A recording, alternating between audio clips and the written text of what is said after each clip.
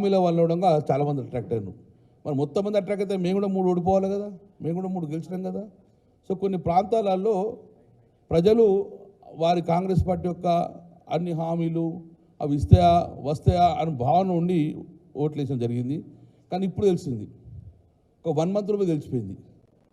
9వ తారీఖు ఇస్తా అనే ఇంతవరకు సమస్య లేదు. 9వ తారీఖు అంటే ఇస్తా అన్నారు, అది ఇప్పటివరకు వెళ్ళలేదు. 1 మంత్ లోపల ఇంత ప్రభుత్వ వ్యతిరేకత ఫస్ట్ టైం కనబడ్డది. ఏ ప్రభుత్వం కూడా 6 నెలల్లో 8 నెలల్లో 1000 సంవత్సరానికో 2 సంవత్సరాలకో బయటపడుతుంది. ఎందుకంటే వాళ్ళు ఇచ్చిన హామీలు మాటపర ఇస్తారు. కానీ వాళ్ళు ఇచ్చిన మాట ప్రకారం 7th నాడు ప్రమాణస్వీకారం చేస్తే గౌరవ ముఖ్యమంత్రి రేవంత్ రెడ్డి గారు 9వ తారీఖు ఇంప్లిమెంట్ చేస్తానని ఇప్పుడు కూడా ఇంప్లిమెంట్ చేయలేదు. మేము మమ్మల్ని శ్వేతపత్రం పెట్టుకొని మా మీద దాడి చేసే వాళ్ళు మీరు ఏం హామీ ఇచ్చారో ఆ హామీని నిలబెట్టుకోండి. మమ్మల్ని అంటే ఏమవుతుంది, ఓన్లీ టాపిక్ డైవర్సిటీ మమ్మల్ని అనడం తప్ప కానీ మీరు మమ్మల్ని ఎంత అన్నగా ప్రజలు గమనిస్తుండ్రు, రైతు బంధుకు వెయిట్ చేస్తున్నారు.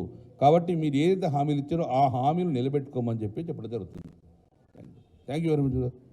ప్రభుత్వ వ్యతిరేకతను ఫస్ట్ టైం కనబడ్డది. ఏ ప్రభుత్వం కూడా 6 నెలల్లో 8 నెలల్లో 1000 సంవత్సరానికో 2 సంవత్సరాలకో బయటపడుతుంది. ఎందుకంటే వాళ్ళు ఇచ్చిన హామీలు మాటపర ఇస్తారు.